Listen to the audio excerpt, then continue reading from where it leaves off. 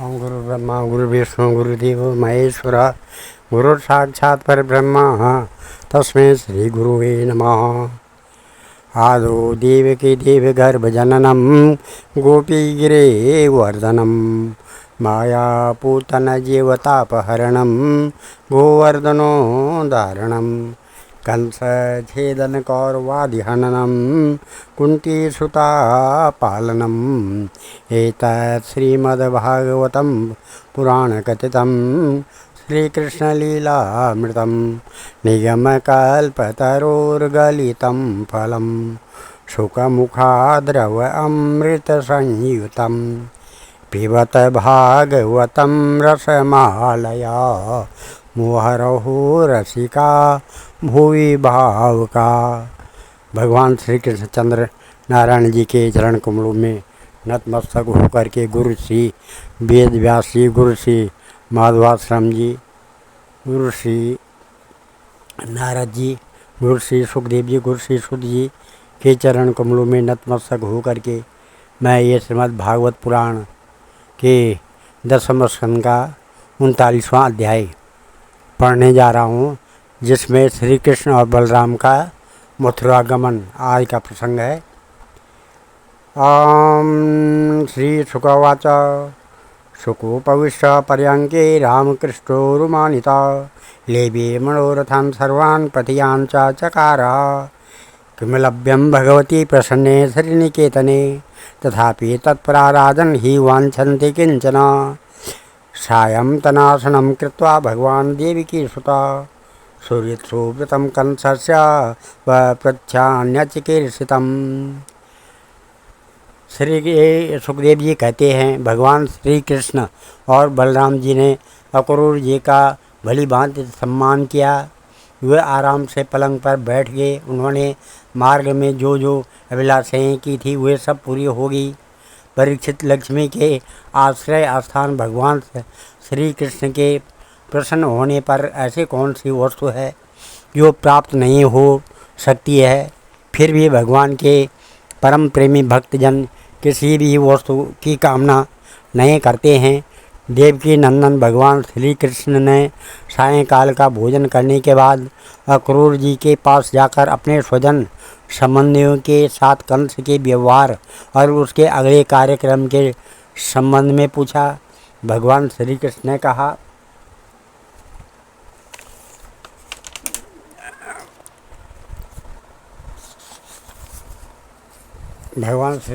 कहा, ये श्री भगवान वाचो ततो सौम्यागतः कञ्चित् स्वागतं भद्रमवस्तुतः अपि स्वज्ञात बन्धूनां नमी वमनामयं किं नो न कुशलं पृच्छे वेदमाना कुलामयैः कंसे मातुलं म्यङ्यं स्वानं न तस्य प्रजाशुचा अहो अस्मद्भूत भूरि पितरो वृजिन् मारेयो यद्वेतो पुत्रमरणं यद्वेतो बन्धनं तयो दृश्यताद्य दर्शनं स्वानं मह्यं वा सौम्यकाङ्क्षितं संजातं वर्ण्यतां ताता तव गमन कारणम्। इस प्रकार से भगवान श्री कृष्ण ने कहा, चाचा जी आपका हृदय बड़ा शुद्ध है, आपको यात्रा में कोई कष्ट तो नहीं हुआ। स्वागत है, मैं आपकी मंगल कामना करता हूँ। मथुरा के हमारे आत्मीय सुहृद कुटुंबी तथा अन्य संबंधी सब कुशल और स्वस्थ है न। हमारा नाम मात्र का मामा कंस तो हमारे कुल के लिए एक भयंकर व्याधि है। जब तक उसकी बढ़ती हो रही है तब तक हम अपने वंश वालों और उनके बाल बच्चों का कुशल मंगल क्या पूछें। चाचा जी हमारे लिए यह बड़े खेद की बात है कि मेरे ही कारण मेरे निरपराध और सदाचारी माता पिता को अनेकों प्रकार की यातनाएं झेलनी पड़ी, तरह तरह के कष्ट उठाने पड़ी। और तो क्या कहूँ, मेरे ही कारण उन्हें हथकड़ी बेड़ी से जकड़कर जेल में डाल दिया गया तथा मेरे ही कारण उनके बच्चे भी मार डाले गए। मैं बहुत दिनों से चाहता था कि आप लोगों में से किसी न किसी का दर्शन हो। यह बड़े सौभाग्य की बात है कि आज मेरी वह अभिलाषा पूरी हो गई। सौम्य स्वभाव चाचा जी, आप कृपा करके यह बताइए बतलाइए कि आपका शुभागमन किस निमित्त से हुआ है। श्री सुखदेव जी कहते हैं, पृष्ठो भगवता सर्वं वर्णयामास माधव वैराणुबन्धनं यदुषो वसुदेवा बुधोद्यमं यत्सन्देशो यदर्थं वा दूता सम्प्रेषिता स्वयं यदुक्तं नारदेनास्य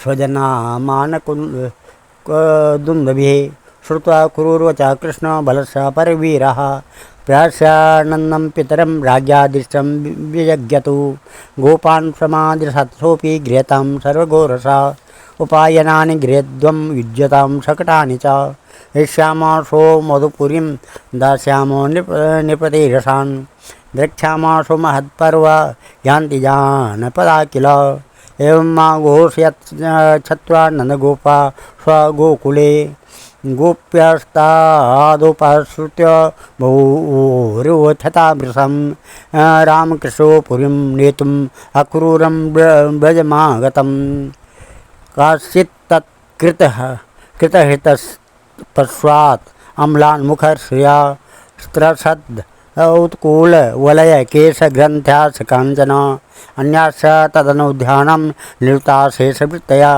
नाभिजानानिमं लोकम् आत्मलोकं गता इव स्मरन्त्या च परे शौर्यैर्रणुगरागा स्मृतिरिता हृदयस्फुरस्य चित्रपदा गिरा समूह स्त्रियः गतं सुललितं चेष्टां स्निग्धाहासवलोकनम्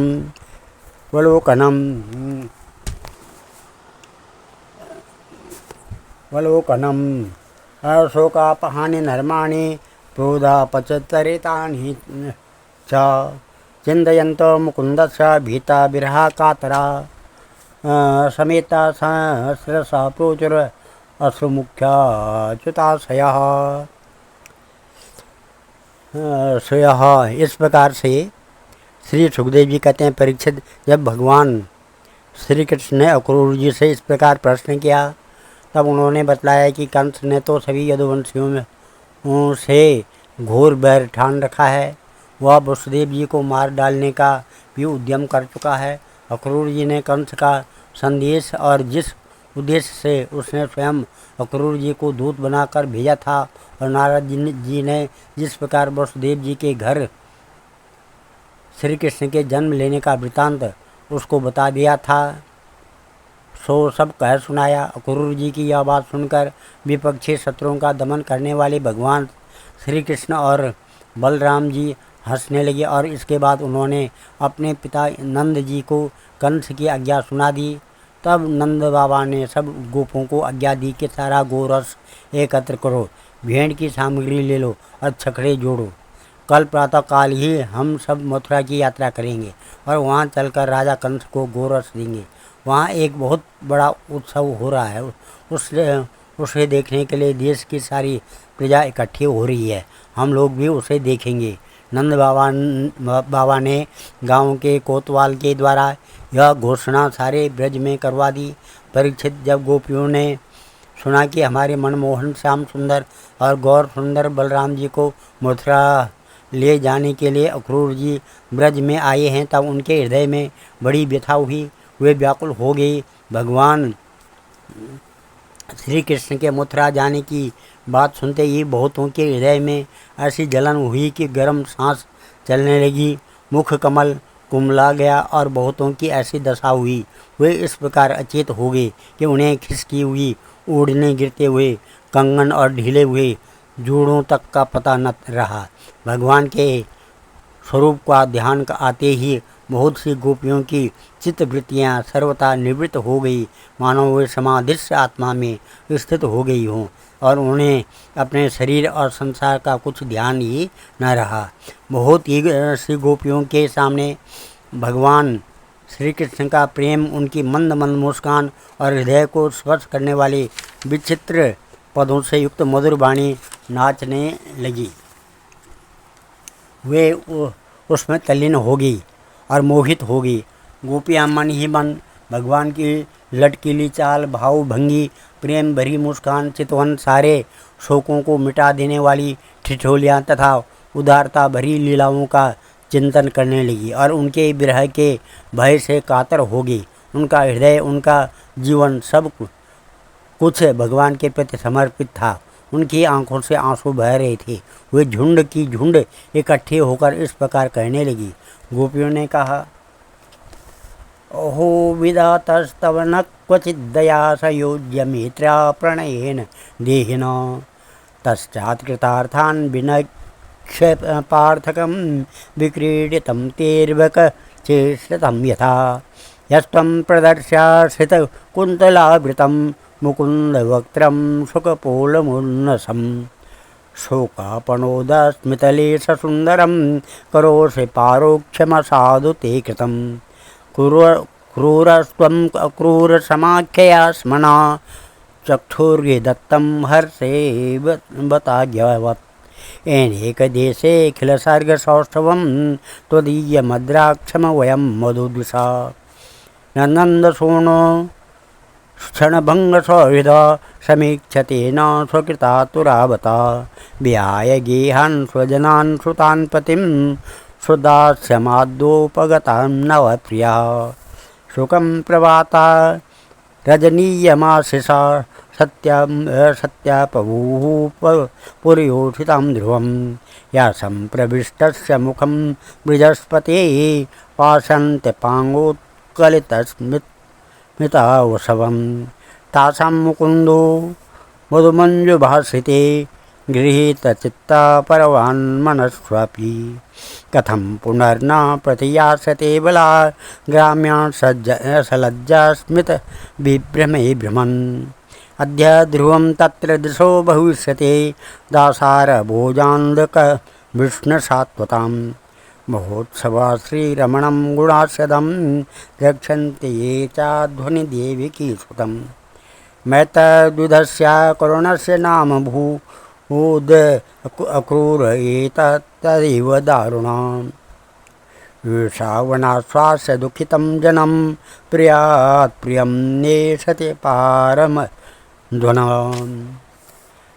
आनार्ददेरीशमस्तितोषरथं तमन्वयी च त्वरयन्ति दुर्मदा गोपा अणोभिः स्थविरूपक्षेत्रं दैवं ननोद्य प्रतिकूलमीयते निवार्ययामासमुपेत्य माधवं किं नो करिष्यन् कुलवृद्धबान्धवा मुकुन्दसङ्गा निमिषार्ध दुस्तजात् देवेन विध्वंसितदीनचेतसाम् ईशानुरागा ललितस्मितवल्गुमन्त्रं लीलावलोकपरिरम्भणरागघोषां नीतास्मना क्षणमिव क्षणदापिनां तां गोप्यं कथं न्वरितरेम तमो दुरन्त्यं योनं क्षये व्रजमनन्तसखा परीतो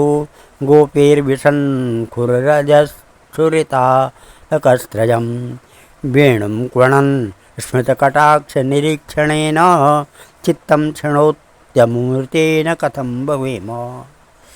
इस प्रकार से गोपियों ने कहा कि धन्य हो विधाता, तुम सब कुछ विधान तो करते हो परंतु तुम्हारे हृदय में दया का लेश भी नहीं है। पहले तो तुम सौहार्द और प्रेम से जगत के प्राणियों को एक दूसरे के साथ जोड़ देते हैं, उन्हें आपस में एक कर देते हैं, मिला देते हैं, परंतु अभी उनकी आशा अभिलाषाएं पूरी भी नहीं हो पाती हैं, वे तृप्त भी नहीं हो पाते कि तुम उन्हें व्यर्थ ही अलग अलग कर देते हैं।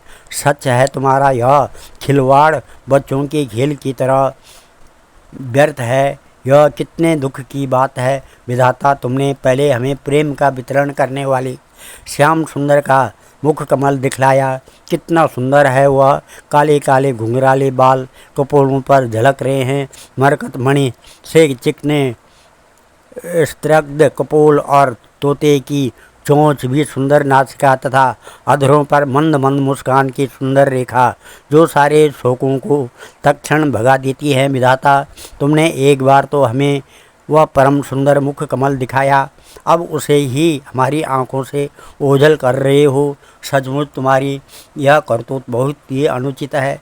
हम जानती हैं इसमें अक्रूर का दोष नहीं है, यह तो साफ तुम्हारी क्रूरता है।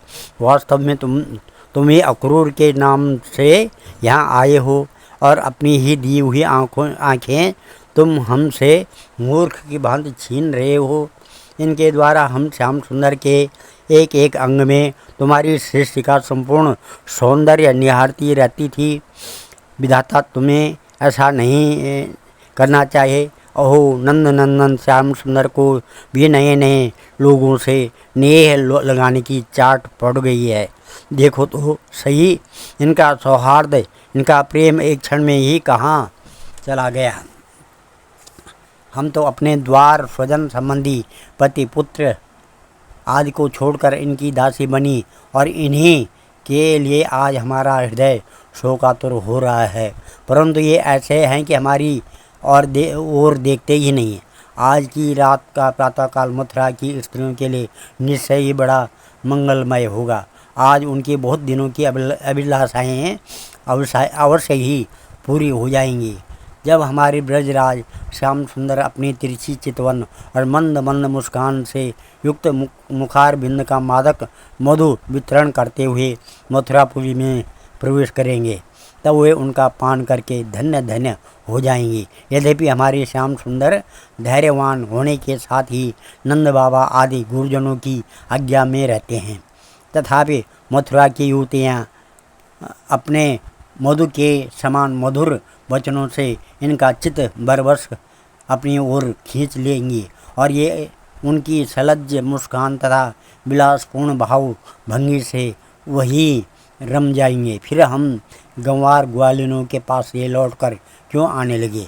धन्य है आज हमारे श्याम सुंदर का दर्शन करके मथुरा के दासार भोज अंधक और विष्णुवंशी यादवों के नेत्र अवश्य ही परमानंद का साक्षात्कार करेंगे। आज उनके यहाँ महान उत्सव होगा। साथ ही लोग यहाँ से मथुरा जाते हुए रमा रमण गुणसागर नटनागर देवकी नंदन श्याम सुंदर का मार्ग में दर्शन करेंगे। वे भी निहाल हो जाएंगे। देखो सखी, यह अक्रूर कितना निठुर, कितना हृदयहीन है। इधर तो हम गोपियाँ इतनी दुखित हो रही हैं और यहाँ यह हमारे परम प्रियतम नंद दुलारे श्याम सुंदर को हमारी आंखों से ओझल करके बहुत दूर ले जाना चाहता है और दो बात कहकर हमें धीरज भी नहीं बनाता, आश्वासन भी नहीं देता। सचमुच ऐसे अत्यंत क्रूर पुरुष का अक्रूर नाम नहीं होना चाहिए था। सखी, हमारे ये श्याम सुंदर भी तो कम निठुर नहीं है। देखो देखो, ये भी रथ पर बैठ गए और मत वाले गोपगण छकड़ों द्वारा उनके साथ जाने के लिए कितनी जल्दी मचा रहे हैं। सचमुच ये मूर्ख हैं और हमारे बड़े बूढ़े, उन्होंने तो इन लोगों की जल्दबाजी देखकर उपेक्षा कर दी है कि जाओ जो मन में आवे करो। अब हम क्या करें। आज विधाता सर्वथा हमारे प्रतिकूल चेष्टा कर रहा है। चलो हम स्वयं ही चलकर अपने प्राण प्यारे श्याम सुंदर को रोकेंगे। कुल के बड़े बूढ़े और बंधुजन हमारा ये क्या कर लेंगे। अरे सखी, हम आधे क्षण के लिए भी प्राण वल्लभ नंदन नंदन का संग छोड़ने में असमर्थ थे। आज हमारे दुर्भाग्य ने हमारे सामने उनका वियोग उपस्थित करके हमारे चित्त को विनष्ट एवं व्याकुल कर दिया है। सखियों, जिनकी प्रेम भरी मनोहर मुस्कान, रहस्य की मीठी मीठी बातें, विलासपूर्ण चितवन और प्रेम लिंगन से हमने रास लीला की वे रात्रियां जो बहुत विशाल थी, एक क्षण के समान बिता दी थी। अब भला उनके बिना हम उन्हीं की दी हुई अपार विरह व्यथा का पार कैसे पाएंगी। एक दिन की नहीं, प्रतिदिन की बात है। सायंकाल में प्रतिदिन वे ग्वाल बालों से घिरे हुए बलराम जी के साथ वन से गोहें चरा कर लौटते हैं। उनकी काली काली घुंघराली अलकें और गले के पुष्पहार गौओं के खुर की रज से ढके रहते हैं। वे बांसुरी बजाते हुए अपने मंद मंद मुस्कान और तिरछी चितवन से देख देख कर हमारे हृदय को भेद डालते हैं। उनके बिना भला हम कैसे जी सकेंगी। श्री सुखदेव जी कहते हैं, एवं ब्रुवाणं विरहातुरावृशं व्रजस्त्रियं कृष्णविषक्तमानसा विसृज्य लज्जां रुरुदुः स्म सुस्वरं गोविंद दामोदर माधवेति। इस प्रकार श्री सुखदेव जी कहते हैं, परीक्षित गोपियाँ वाणी से तो इस प्रकार कह रही थी, परंतु उनका एक एक मनोभाव भगवान श्री कृष्ण का स्पर्श उनका आलिंगन कर रहा था। वे विरह की स्वभावना से अत्यंत व्याकुल हो गई और लाज छोड़कर है गोविंद, है दामोदर, है माधव, इस प्रकार ऊंची आवाज़ से पुकार कर सुललित स्वर से रोने लगी। श्रीणाम एवं रुदन्ति नामोदिते सवितर्यथा अक्रूरश्च दयामास कृतमैत्रादिको रथं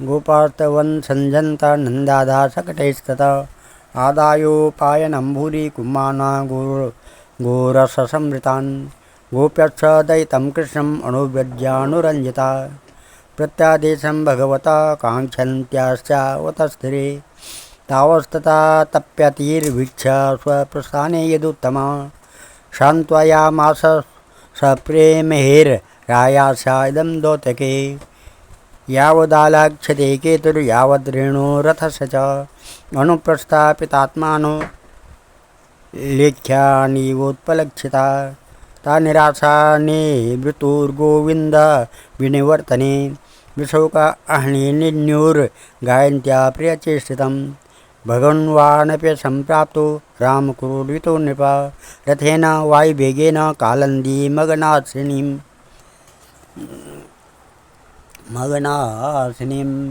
तत्रोपस्पृश्य पानीयं पीत्वा मृष्टमणिप्रमं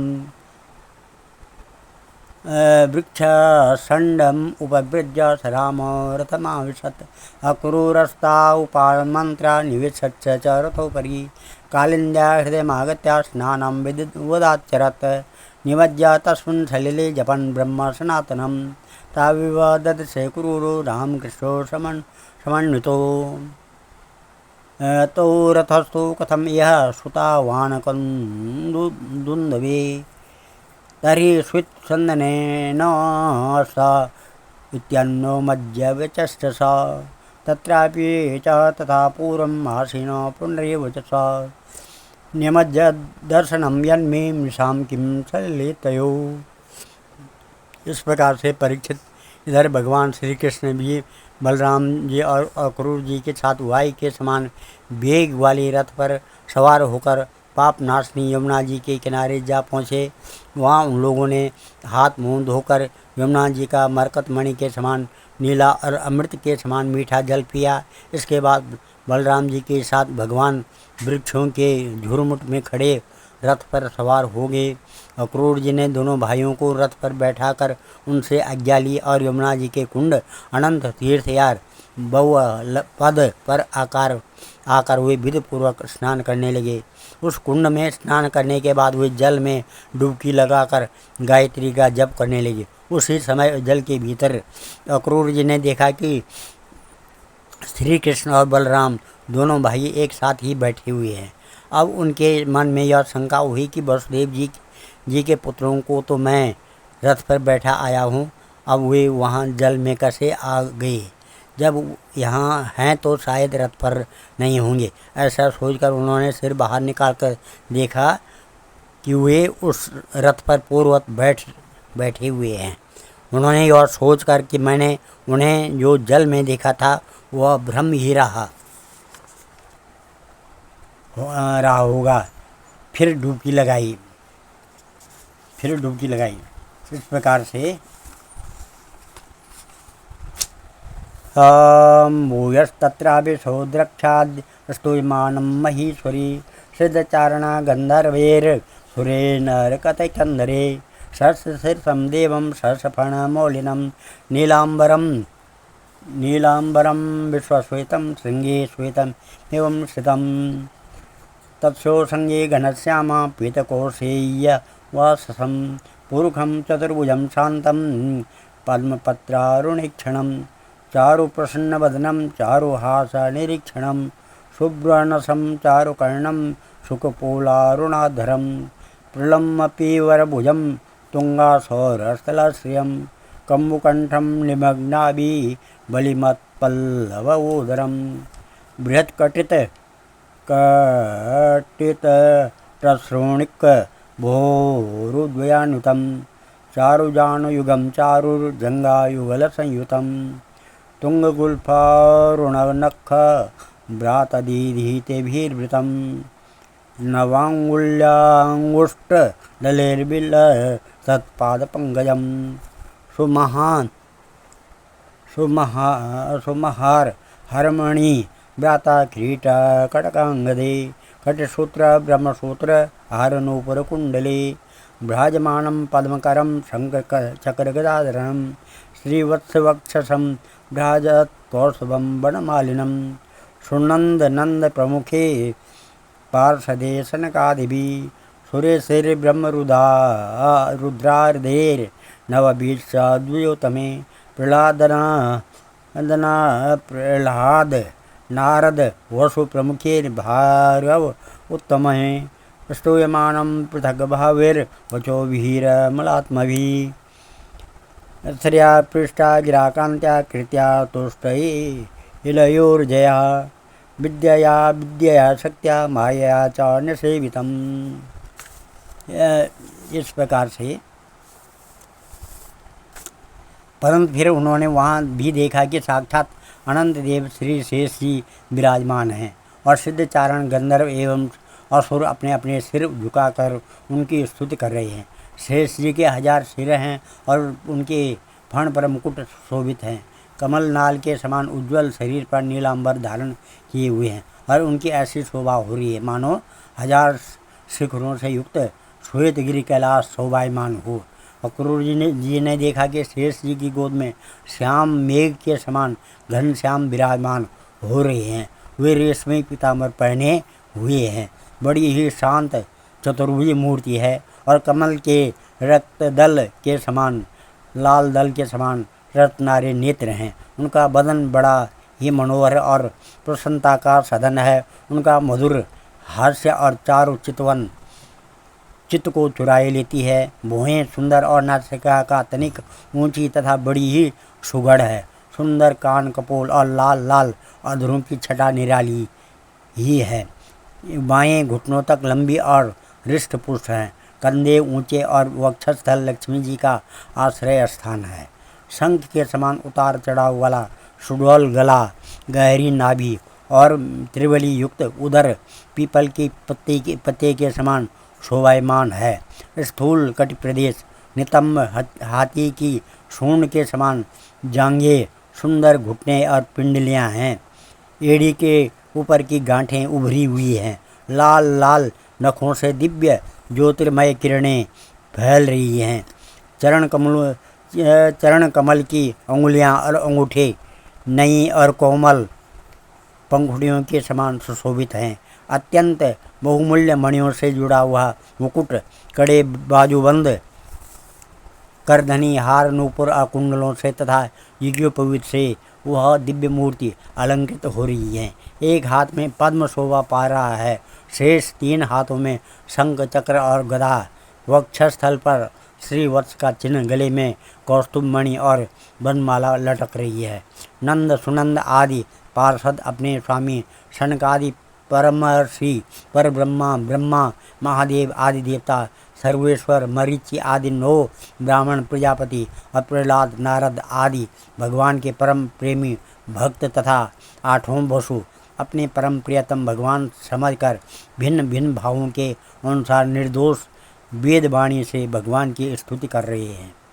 साथ ही लक्ष्मी, पुष्टि, सरस्वती, कांति, कीर्ति और तुष्टि अर्थात ऐश्वर्य, बल, ज्ञान, श्री, यश और वैराग्य, ये खड़ेश्वर रूप शक्तियाँ, ईला संदनी रूप पृथ्वी शक्ति, ऊर्जा, लीला शक्ति, विद्या, अविद्या, जीवों के मोक्ष और बंधन में कारण रूपा बहिरंग शक्ति, लादिनी, संबित, अंतरंगा शक्ति और माया शक्ति और माया, इस प्रकार से विद्या अविद्या जीवों के मोक्ष और बंधन में कारण रूपा हृदय शक्ति, अंतरंगा शक्ति और माया आदि शक्तियाँ मूर्तिमान होकर उनकी सेवा कर रही हैं। विलोक्य संवृषम प्रीतो भक्ता परमया युता हृष्यन्तोऽनुरुह भाव परिक्लिन्नात्मलोचना गिरा गदगदयातोषित सत्वमालं व्यसात्वता प्रणम्य मूर्धवहिता कृतांजलि पुटौसने। भगवान की यह झांकी निरख कर अक्रूर जी का हृदय परमानंद से लबालब भर गया। उन्हें परम भक्ति प्राप्त हो गई। सारा शरीर हर्षावेश में पुलकित हो गया। प्रेम भाव का उद्रेक होने से उनके नेत्र आंसुओं से भर गए। अब अक्रूर जी ने अपना साहस बटोरकर भगवान के चरणों में सिर रखकर प्रणाम किया और वे उसके बाद हाथ जोड़कर बड़ी सावधानी से धीरे धीरे गदगद स्वर से भगवान की स्तुति करने लगे। आज इस कथा को यहीं पर विराम देते हैं। कल 40वां अध्याय में अक्रूर जी के द्वारा भगवान की श्री कृष्ण की स्तुति का गान करना, ये कथा आएगी। ओम नमो ध्येयं सदा परिभवग्नमविष्टदोहं तीर्थात् पदं शिवविरञ्जनुतं शरण्यं भृत्यातिहं प्रणतपालभवाब्धिपोतं वन्दे महापुरुषते चरणारविन्दं। सर्वे भवन्तु सुखिनः, सर्वे सन्तु निरामया, सर्वे भद्राणि पश्यन्तु, मा कश्चित् दुःखभाग् भवेत्। धन्यवाद।